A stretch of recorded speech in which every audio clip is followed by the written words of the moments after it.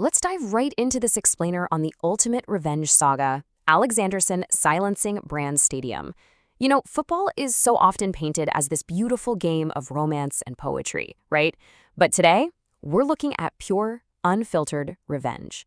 We're zeroing in on Freyr Alexandersson's incredibly tense return to his former club and exactly how a 0-0 draw somehow managed to speak absolute volumes. Think about this for a second. Just 8 weeks. 8 weeks before this match, Freyr was literally the hero at Brann. He was the guy in charge, adored by the fans, deeply respected in that dressing room. And then, well, they fired him, cut him loose after a rocky start.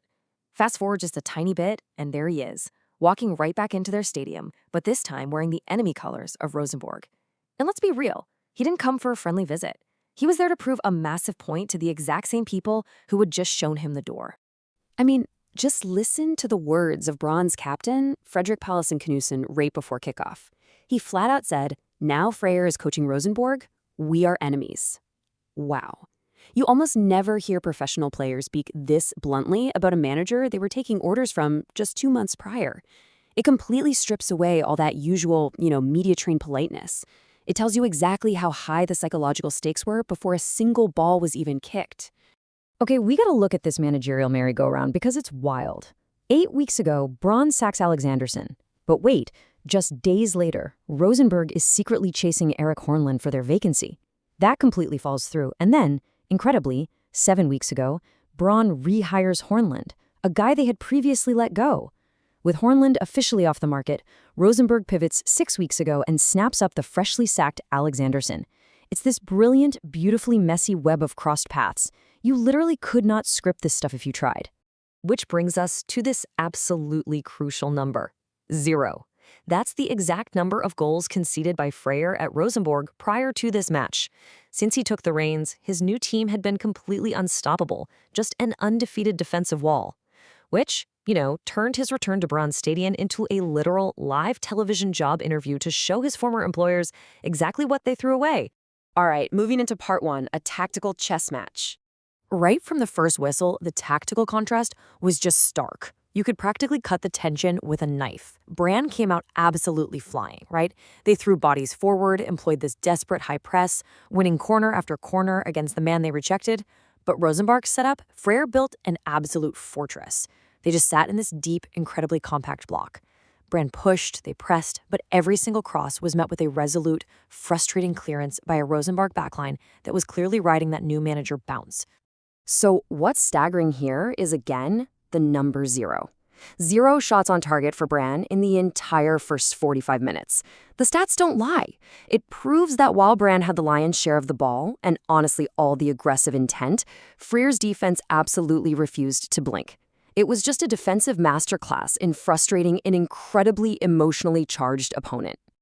Now for part 2, second half attrition.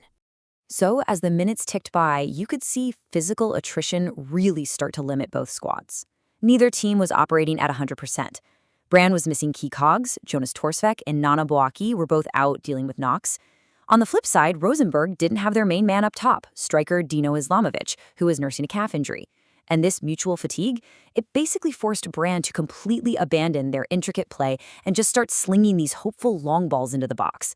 Balls that were, frankly, easily and happily eaten up by Rosenborg's well-drilled defense. And as the game wore on, you could literally hear this massive psychological shift echoing through the stadium. The away support, the Rosenborg fans, just grew louder and louder, passionately chanting Freyr's name right there in the house that had just evicted him. Meanwhile, the home fans, they're showering the pitch with loud, angry boos. The frustration from the Brann faithful was completely boiling over, creating this incredibly tense, almost toxic atmosphere for the home side. Which leads us to part 3, the psychological victor. A wry smile, 0 words. When the final whistle blew, it was 0-0 on the scoreboard, a point apiece. But Alexandersson left his former club with his unbeaten record completely intact. He didn't concede. He didn't lose. And honestly, he made his point way louder than anyone else could have by opting not to say a single word in the post-match press conference. He just gave a cold handshake to his successor, Horneland, and left only a wry smile to do all the talking. The guy Brann threw away had just successfully stopped them dead in their tracks right in their own backyard.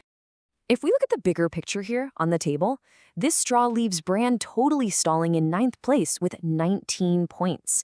And guess who's breathing right down their necks? Yep, Rosenborg sitting right behind them in 10th with 18 points.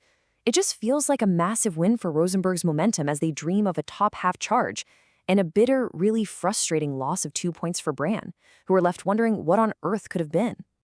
So this leaves us with an absolutely thrilling question for the remainder of the season. When these two finally meet again, who is gonna win this intense transfer war? Can Brann figure out a way to break through Freyr's fortress? Or will Alexandersson complete his ultimate revenge story by snatching all 3 points on home soil? You're definitely gonna want to keep this rivalry on your radar.